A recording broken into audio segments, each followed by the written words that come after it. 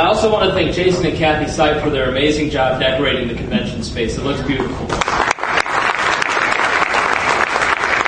I always enjoy the state convention because it's the one time of year where we all get together, and I'm one of the few people that generally knows everybody at the event, and it's wonderful for everybody to get to meet each other and hear about each other's hard work, and to get a sense of the growth that we've had over the last few years in our party.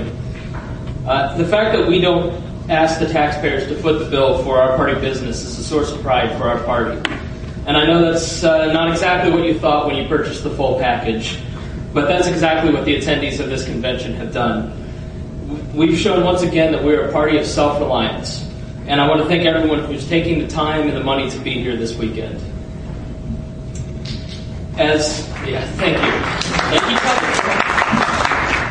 As a reporter for WXNT, I was the only person in the state of Indiana in 2008 to go to every state convention. Admittedly, I was curious about libertarians. I didn't know a lot about the Libertarian Party at that time, and I was politically homeless, but I was drifting in a libertarian direction because of people like Andy Horning and Ron Paul. And I have to admit that I was surprised by the size of the convention. It was smaller than I expected. And I saw a lot of strange rules that I didn't see in a lot of the other parties. But what I did see was fairness, and I saw passion and depth, integrity, and intelligence. And it attracted me to this party. The other two conventions were much larger. There were no votes. There weren't any workshops. There was no access to party leadership. There were only speeches. In fact, a lot of hot air. And in one case, delegate disenfranchisement that on a scale that shook me to my Ronald Reagan-loving Republican core. And as we'll see in a few months, their state conventions are our best recruiting tools. That was the moment that I decided to join your party. I became a proud libertarian. I sat on the sidelines for a few months, watching with frustration as the party missed opportunities in a presidential year with major statewide races. And after complaining to one party official, I think it was actually Tim McGuire, he said, first of all, if you're a libertarian, why aren't you helping? Secondly, it's because we don't have an executive director to help coordinate our efforts. And that's when I decided to stop being an observer in politics, and that's generally what the media is, and get into the game. That needs to be our message to our party this year. If you're sitting on the sidelines frustrated, we need you to get in the game. This election cycle before us is potentially historic for our party. On the national side, we have a wave of Ron Paul supporters quietly waiting for the conclusion of another convention before joining our party and working for our candidates. We have a fellow Hoosier, Mark Rutherford, that may be elected as the national chairman. We have a governor's candidate that can reach out to the 70% of the population that does not vote and say it's our time. We have a United States Senate candidate that has a message that has been consistent, but has always been a little too early. Well, this year his message is mainstream. We also have some of the best congressional and state legislative candidates in our history. For example, in his House race, Rex Bell set records in House District 54 in 2010. And this year he's running for 6th District Congress. Chard Reed, who's in the back of the room, is running again for Congressional District 5. He earned our party's first endorsement by the state's largest newspaper. These are serious candidates with complex campaigns, and with that comes great need. A big part of my focus this coming year is to help coordinate with some of our campaigns and to make sure that campaigns are working with our local affiliates and volunteers. If libertarians can rise to the occasion, this is the last state convention where we have the comfort of knowing every delegate. It could mean the last convention period. There once was a time when the 6% in the Secretary of State's race seemed unimaginable. 10% in taxpayer-funded primaries, and the wealth of voter data that brings us is a wonderful thing for us to begin discussing next year. And as many of you know, I like to be prepared. So please, as we move through this election cycle, look for a good SOS candidate for 2 years from now. Now, my call to action to get off the sidelines are not for the people in this room. It's for the other 100,000 libertarians that voted for Mike Weary in 2010 in the Secretary of State's race. This room is not the Libertarian Party. You are the leaders of the Libertarian Party. With great candidates that our leadership has put together in 2012, I have no doubt that those people will be contacting us shortly. So as leaders, what are we to do? In the past, I've given you roadmaps and plans and printed off a lot of paper. This year, I'm just going to talk about 5 things that I think our party needs to do in the coming year. First, be as welcoming and as friendly as possible. We need to be positive. When a new libertarian shows up and says something is too hard, show them how easy it is.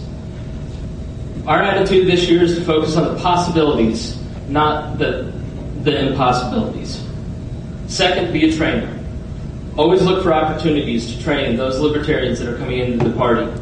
In 2010 and 2011, we ran good campaigns that gave a wealth of training to the people in this room. Share those with new people and encourage those new volunteers. Third, don't stop recruiting. Every time you get a phone call, an email, make sure you respond to it quickly. Always have a sign-up sheet with you, and share those names with me so I can share it with other people. Fourth, never leave home without a voter registration form, please. Our party is going to grow by recruiting the non-voter. As someone spoke about earlier, the Democrats and the Republicans, we can peel some of those votes off, but we have to start wading into the 70% that doesn't vote. Fifth, get people to become state party members or 1994 society members. If we added 20 new members at $25 a year to our party, our deficit would be solved. More? Well, we'll start with 21. That's great. If we added 9 new 1994 society members in each congressional district this year, we would double our revenue. That's 9 new 1994 society members in each of the 9 congressional districts. That means that we could do more outreach and properly market our candidates. Sending out emails and Facebook requests from the state office and traveling and seeing some of our affiliates once a year obviously isn't cutting it. I need every leader to have the attitude that you are a fundraiser for the state party by personally asking new faces in your area to join the party or the 1994 Society at every event. So that way we can have Dale be more enthusiastic than Rutherford next year. Lastly, have fun. This is not a job for anyone but me, and like most of you, I want to come to my job and have as few problems at work as you do.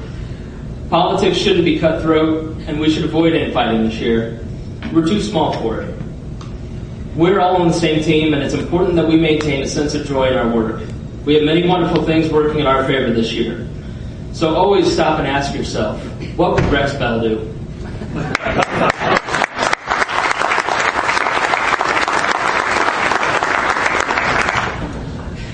Now I can hear the groaning. Great, more stuff to do. More advice. But is he going to ask me for money next? No, I'm going to leave that up to the Central Committee members, who will hopefully have yellow cards with them at all the time to help keep our party leaders stocked with yellow cards. My hope is that you leave this convention renewed to do special things this election cycle. Things that you don't think possible.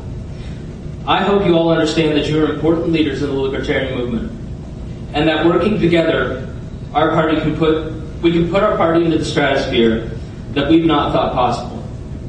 My feelings on this election cycle are summed up by Bruce Fine, who recently said, "We can't just get discouraged because success doesn't look inevitable. Otherwise, great things would never be tried. If people accepted the status quo, there would be no monument to MLK or the Voting Rights Act. Just because you're in the minority, it doesn't mean you stop fighting." And I thought this was a great quote for our work when I posted on Facebook. But I'm going to leave you with a quote from our own Greg Noland, who explains why we do what we do. People ask me why I keep doing this. I tell them that I'm building a party. I may not win, but the young person walking behind me will be able to stand on my shoulders, and they will win. Thank you.